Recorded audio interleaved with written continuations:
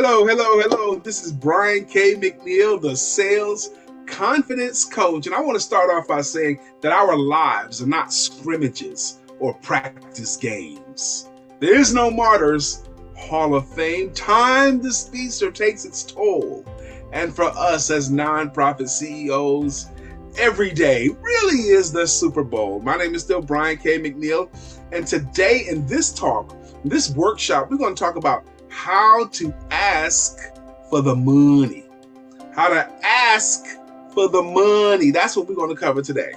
And by the time this workshop is done, you're going to be much more confident in your ability to ask for and actually get money from individual donors. That's what my focus is.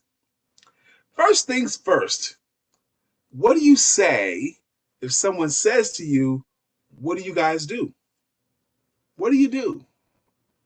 Well, I run a nonprofit that does what? We do this, and this, okay? A lot of people who don't understand selling, when someone asks them what do, they give either a descriptive answer, describing all they do, or they give a cute answer. Well, I'm in the people business. I'm in the growing da-da-da business. Describing it or being cute, they both work. They both are fine, but neither one of those answers compels or sells. When you describe what you do, the person that hears you describing it, they have to make a mental decision very, very fast. Am I going to file this information or am I going to flush this information? Because we all get bombarded by new information all the time. All these commercials and all these ads that hit us and all these offers that hit us. And our brain has really been trained to hear it out and flush it fast or file it fast. And things that get described, they get pretty much flushed because we got so much stuff in there. And things that are cute, we might find it cute, but we don't hold on to that as well. So I'm going to teach you first how to answer the question of what do you do in such a way that it sticks to the person that heard it, that sticks to them. Now, I'm going to teach you a lot of things in this time right here. But one thing I'm going to say up front is your money is in your story. Your story. Your story matters greatly. Your story. There's two types of people that really love stories. One of them is children. We know children love stories. Tell me a story. And the other type of person that loves stories is adults. And we know that's true because we watch movies and TV shows and we can't stand it when we don't know how the story ends. Your money is in your story. So I'm going to want you to answer the question of what do you do in a story format. For example, one nonprofit that I'm very familiar with, the focus of that nonprofit is to help children once they age out of the foster care system. And on their 18th birthday, when they have to get out of the foster care system, some of them don't have places to go and all those kinds of things. And it just really puts them in a lurch. So this organization that I know of, they actually provide resources and help to them. So if I was with that organization and someone asked me, what do I do for a living? What do I do? I would give them a story format. It would sound something like, you know how so many children in the foster care system on their 18th birthday, they age out of the system and they have to leave the home. Very often they're leaving that home with a garbage bag full of their stuff. Sometimes they have no place to go. Sometimes they put themselves in vulnerable positions. And it's just really a scary time for them. You know what I mean? When they asked me what do, what I did then was I introduced a problem that they could understand and agree it was a problem. And I used the preface of, you know how. You know how is an invitation to agree with what I'm about to say. You know how there are so many da-da-da-da-da. Yes, I do. You're looking for agreement.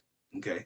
Once I get them to agree, then I transition them and say, well, what I do is, then we tell what we do, just not how we do it. Well, what I do is actually provide resources for them, a place to go for them, an actual suitcase for them, a bed for them, so that they're not feeling like they have no place to go and they actually have the help that they need right now. That's what I do for them. Okay. And then you end your story with so that they can. I do all these things for them so that they can be much more confident about the rest of their lives, or much more confident about that moment, or remove their fear, or actually give them some direction that they really, really need at that moment. You know how? Well, what I do is, or what we do is, so that they can. And the most important part of the story is the end of it. You do all these things that your nonprofit does so that they can what? You must say the words so that they can and actually list a benefit or two. If you won't say a benefit or two, this is the other challenge people don't understand sales in the nonprofit world. They'll describe it greatly and they'll make it important, but they won't say why they do it, or they won't add the benefit to it. Adding the benefit is what makes you sellable and compellable. Adding the benefit makes them want to work with you versus not someone else. Adding the benefit keeps you from sounding like everyone else who does anything close to it. You know how? Well, what we do is so that they can. This is your story format. And remember that your money is in your story. This story format should take about 30 to 35 seconds to tell. That's it. And it sticks to people.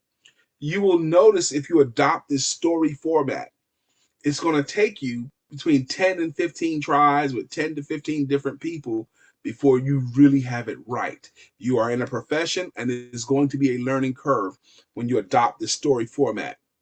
But somewhere between the 10th and the 15th person that you tell your story to about your nonprofit, your you know how. Well, what I do is so that they can, somewhere in there, you're going to notice you did it right because they're going to respond with a wow.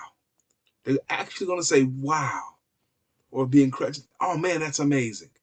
And when you hear that, that's when you know you've done it right, and you're gonna have to resist the temptation to giggle because Brother Brian told you that was gonna say wow.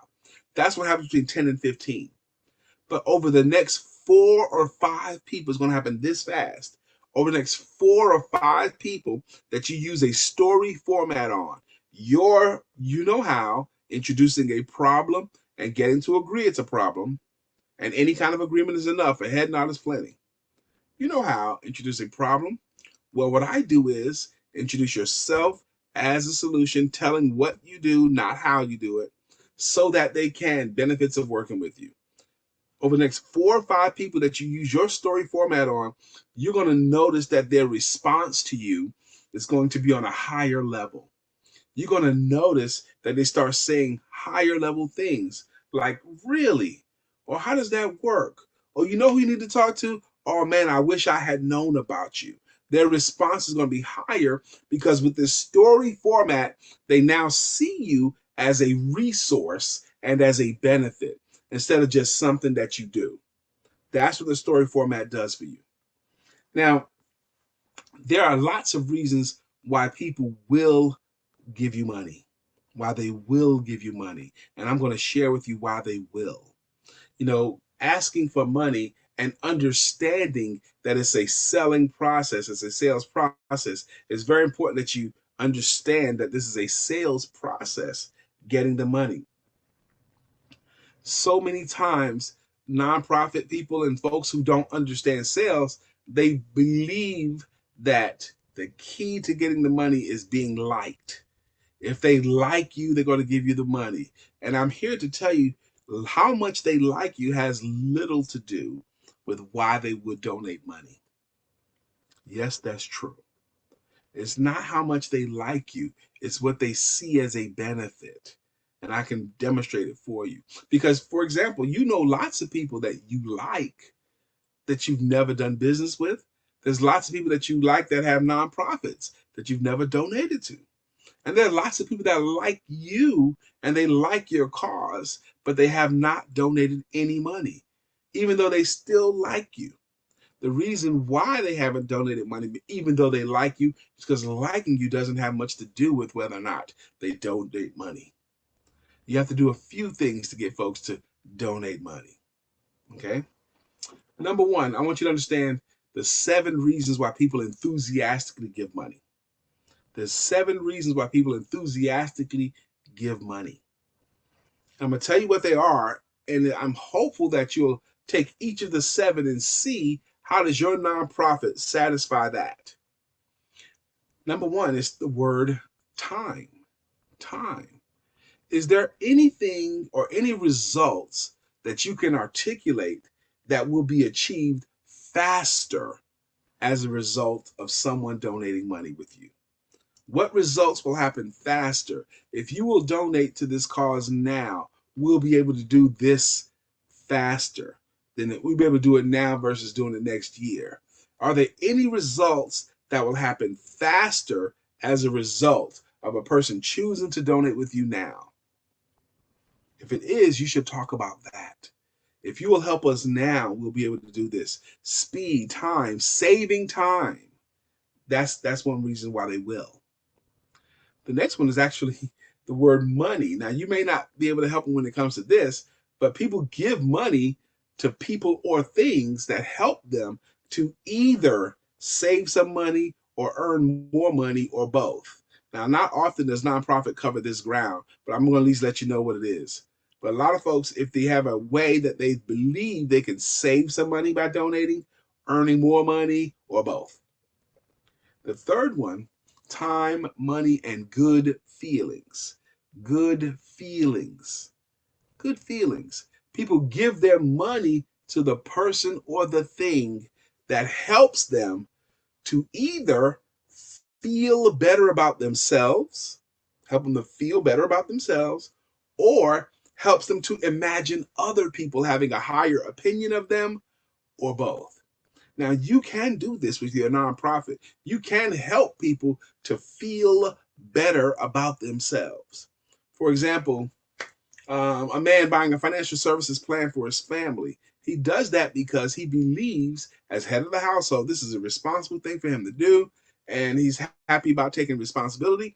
And he also can imagine his wife and children feeling grateful for what dad did on their behalf. Can you help someone that donates money to feel better about themselves? Or can you help them to imagine other people having a higher opinion of them? The 60-year-old man that buys the red convertible sports car, did he buy it because it has good brakes? No. He bought it because he believes he's going to look cool driving it. And he also believes that when you see him, you will agree with his assessment and also think he looks cool in it too. Help them to feel better about themselves and help them to imagine other people feeling better about them too. We do a whole lot more for recognition than we will for anything else. So can you figure out a way to help people feel better about themselves? Can you figure out a way to help them to imagine other people having a higher opinion of them after they've donated money with you? The next one is the words good health. Good health. Is there any way that you can imagine your nonprofit will improve the health of the people that donate? And the way I can think of immediately is there anything, if they donate money and they understand that you're going to use the money for, is there any part of that that will help the donor to either stress less about a situation or worry less about it? You know, I noticed there's a lot of homeless children in my neighborhood. I don't like seeing homeless children. Will you help the homeless children? If I donate money to you, am I contributing to the cause of having less homeless children or no homeless children? If that happens, I'm going to stress less because I'm taking an action. I'm contributing to something that I see as a problem. That's going to cause me to stress about something less because I took an action. If there's a way that you can articulate or showcase to the donor that if they'll help you with money, they'll be able to worry less about something or stress less about something. That's 4. That's 5, excuse me. Time, money, good feelings. The 4th one is actually, we skipped one. Solutions to a problem. What major problem you're solving? This is not for the ethereal. This is for the big and obvious problem that your nonprofit solves. The big and obvious problem. You have to be able to clearly articulate what's the big obvious problem. What when someone wake you from a sleep, what's the big and obvious problem that your nonprofit solves? That's a reason that they can understand your big and obvious problems. Time, money, good feelings, solutions to a problem, good health, and the next one is children. Children. Is there any way that you can articulate that them donating money will help them when it comes to their children? Maybe it's just that they can set an example for their children of giving to a worthy cause. That's 6. And the last number 7 of the reasons why people enthusiastically give money in this country is the word pets, PETS. We love to put money into our pets. I don't know if that could work for you too. And you don't need all 7. You need at least one. But for most of you, I imagine you can have 3, 4, 5, or 6 of them easily. Those are 7 reasons why people will give money. Now, another thing you need to know about giving money and donating money to your cause, they're going to do it for either emotional reasons or for logical reasons. Emotional reasons are primarily the way they imagine they're going to feel. Logical reasons are because it's smart, it makes sense, it's a good deal, it's intelligent, all that brain stuff. Now, when it comes to the difference between emotion versus logic, people move 9 times faster because of emotion than they will for logic. Okay, they use logic to justify the emotional decisions. They use the emotions to actually move, to take an action, to donate money. Now, knowing this to be true, you must learn to be comfortable using emotional words. I'm going to give you 2 emotional words. The most emotional words in the English language. Number 1 is the word that most adults have taught themselves how to become uncomfortable saying. And I want you to become comfortable using this word and using it often when it talks about your nonprofit. The number 1 most emotional word in the English language is the word love. Love, love, love, love, love. Now, using that word when you talk about your nonprofit, but not where you're the star of the story. Like, I love helping people and I love this and I love that. You're the star of the story. How about you're going to love knowing, or you're going to love helping, or you're going to love changing? You're going to love is a sentence that I want you to have in your mouth when you're offering your services. You're going to love. Okay, or people that have donated before have loved this fact or loved this part of it. Our previous donors loved it. You're going to love. That's number 1. The second most emotional word in the English language starts with an H, and that word is home. Home, home. For most people, home has a very positive connotation. The word home includes things like their mom and them, their stuff, food, protection, security, all that home. Home is where the heart is. Home, sweet home. I'll be home for Christmas. There's no place like home. Okay? Second most emotional word in the English language. And if you can have a way to use the word home in offering your nonprofit, if you will donate, someone else will be able to find a home. If you will take part in this, on your way home, you're going to feel better about yourself. If you will become a part of this, everyone in your home will be happy about it. Home, home, home, home.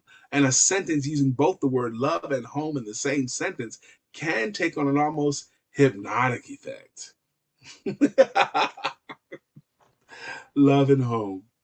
Also, there's some numbers you need to know about.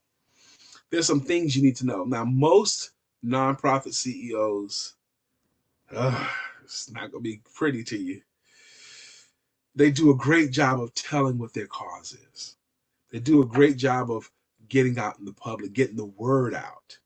But they do a bad job of actually asking for money.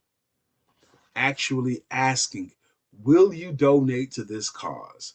Will you give this cause a try? Which is a very non-threatening way. Will you give us a try? Will you donate? Will you give us a try? Very non-threatening way to ask people to contribute. If you were at dinner with someone and the food came and the salt and pepper just happened to be well across the table right next to the person that you were at dinner with. There's a few ways you can get it. One way you could get it is to get up from your chair and walk around the table and get it yourself. But that really wouldn't be elegant at dinner. But that is a way you can go get it. Another way you can get it is you can say things like, you know, a lot of people put salt and pepper on their food. I like to put salt and pepper on my food as well. And you could kind of like hint around about it and hope the person that the salt and pepper is next to can say, would you like some salt and pepper? And then you can say yes. Or you can simply say, hey, please pass me the salt and pepper. If you ask them to pass you the salt and pepper, very likely they would, because you simply asked them to do so. If you ask people, all of you will bring in more money if you just simply decide to formally start asking folks, would they donate? Especially people who have an organic understanding of what your cause is. If they've contributed to something or been part of something or seen something, if you have their name, phone number, or email, any contact information with them where you believe they know what you do. Anyway, any kind of way that they know what you do. Those are people that you can ask, just simply ask, would you donate? Now, when it comes to money, you want to be able to eliminate or lower their risk. Here's some things you need to do. When lower their risk, you typically have to either teach them something, or showcase to them what others have said, like a review or a testimony or something like that. Also, there's great value in taking small dollar amounts. The reason why I'm going to encourage you to start asking for smaller dollar amounts is because once anyone has donated money to you, any increment, once they've donated money to you at all, once they've donated once, it becomes easier for them to donate a second time and a third time, and they could bump it up. But if they donate that $50, that $25, that $100, that $5, if they donate any amount, once they've learned how to donate, it gets easier for them to donate again and again and again. You want to go for something big, but these smaller amounts, even presidential elections, are won by smaller individual donors. Before I forget to, again, my name is Brian K. McNeil. I'm the Sales Confidence Coach. I have a free ebook that I want to offer to any of you. And it's called the 1-2-3 formula. It teaches you how to answer the question of what do you do in a way that compels and sells. But what it also does is it spells out for you a campaign system, a system on how to campaign your way to more money, how to follow up, how often to follow up, when to do it, and what to say. And I offer that for free. If you will text nonprofit sales, text nonprofit sales to 919 345 4893. Again, that number is 919 345 4893. If you'll text the words nonprofit sales, leave your name and a way to send it to you too. Leave your name and an email address so I know who to send it to and where to send it. Okay, but just text that, your name and email address to that, and you will get my free gift, the 1-2-3 formula. Again, it lays out how to answer the question of what do you do and teaches you a campaign. It's a very simple ebook. It's about 5 pages in total, I think. Something like that. All right. Now, there's some things you need to know. Most nonprofits never ask for the money at all. Okay? I want you to start asking for it. Some nonprofits will ask an individual person for money once or twice and then never again. I want you to start following up with everyone that has an organic understanding of what you do at least once a month. Once a month forever. They need to hear something about you and they need to have an opportunity to contribute. If it might start off with 4 individual people, end up with 4,000, but you're going to send them all a message somewhere. This is what we're doing. Here's an opportunity for you to contribute. Once a month, they need to hear from you every month. And some of them will donate every month. But once a month, you're going to give them some news or teach them something and give them an opportunity to donate again. This will keep you profitable. This will keep money coming in. You need to have some money coming in. The bulk of it has to come in from individual donors. Lastly, I want to teach you guys, maybe lastly, might not be lastly. I say lastly a lot, then I end up with more stuff. I need you guys to understand, even asking for money is a sales process, but I want you to understand the new ABCs of selling. The new ABCs of selling. There's a very popular old movie called Glengarry Glen Ross.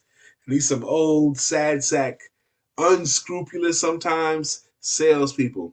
And they have a sales trainer who was a beast and a bully, played by Alec Baldwin. And he had this concept in that movie called ABCs of Selling. The answer was A, always, B, C, closing. Always be closing. Always be closing. That's what he browbeated salespeople. You're supposed to always be closing because there's only one thing that matters. Get them the sign on the line that's dotted. That bull crap will not work today.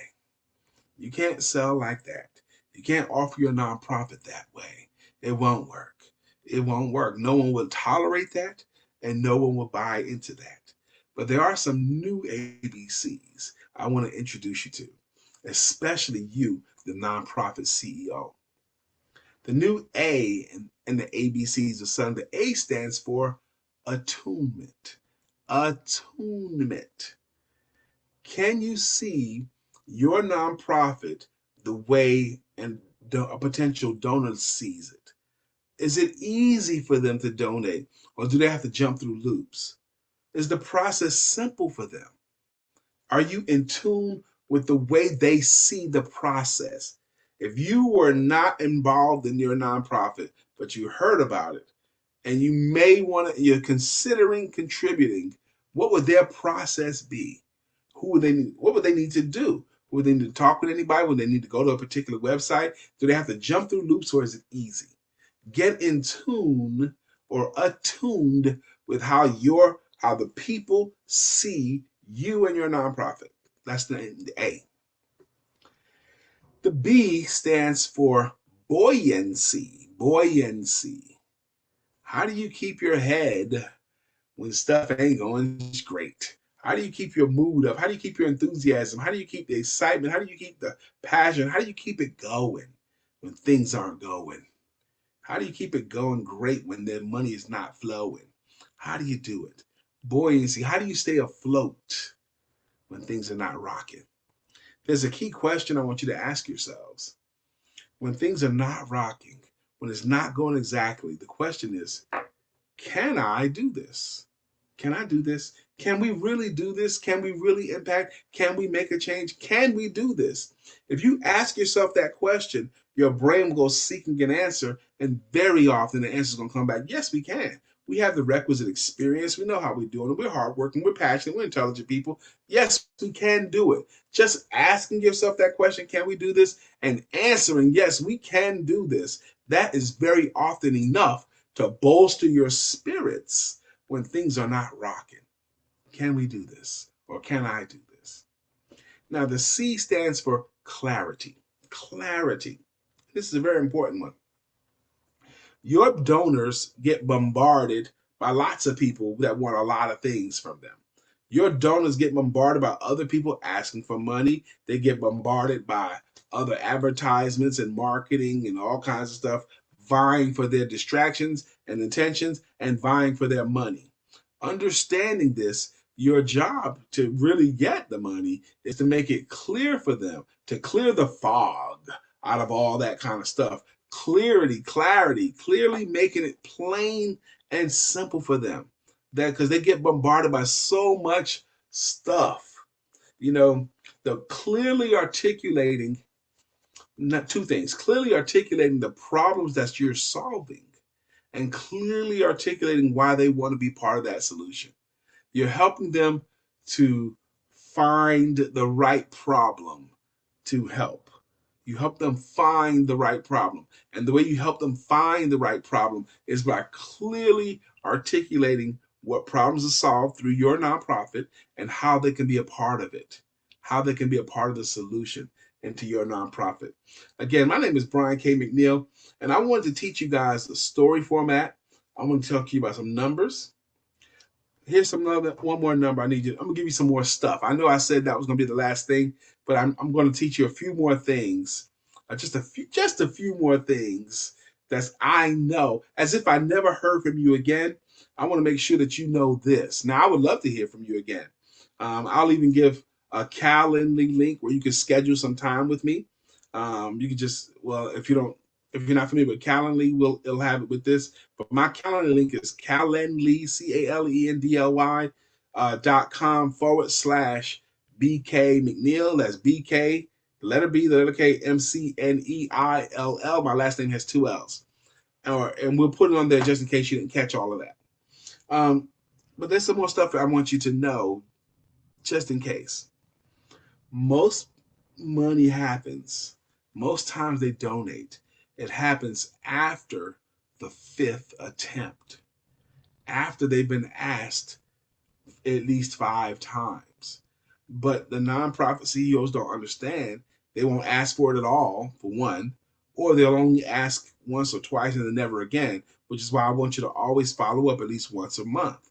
Everybody, at least once a month, give them some news and an opportunity to donate. Just this is you asking for the money passively. But every month you can end up with 4,000 people that you're sending messages to every month. You need to give them a chance. And you're doing a couple other things too. You're putting yourselves back on their mind. You're putting yourselves back on their mind because they're not thinking about you when you're not talking to them. But you're putting yourself back on their mind, giving them another chance. But there's a couple more words that I need you to know. I gave you the most emotional words, love and home. There is a magical selling word. There's a magical selling word. And I'm going to teach you guys that word now. They once ran a full page ad in the New York City newspaper. And it said in the ad, come and get your free copies today. And people were lined up outside of a hotel lobby and down the block to get their free copies. They sent test people through the line. Can I get in front of you, please? Because my car is double parked. Or can I get in front of you, please? Because my babysitter has to leave, but I really need to make these copies. And people were saying, sure, all day. Everyone else in that line had someplace else to be. And everyone thought they were testing copy machines, but they weren't. They was testing the power of words. Now, so far, I've used the magical selling word twice. This word has worked on you your whole life. What is the magical selling word? It's a word that I said twice. The magical selling word is the word because. BECAUSE. Because. Because of the wonderful things he does. Everything you say after the word because takes on more weight, more power, and is believed more. Even if they said, no, I'm not going to donate now. But I appreciate you saying that. But I'm going to ask you to donate now anyway. Because if you do donate now, we'll be able to do this, this, and this. Because that word has caused you to change your mind your whole life. If try this word out. If you're having dinner with someone and you say, I need you to do something for me because I need you to do something. I need you to listen to me because, and then take a drink of your water or a bite of your food.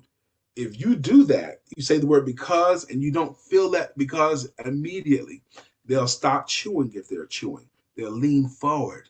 They'll be still because they want to know what is the because. The word because denotes that there's more to the story.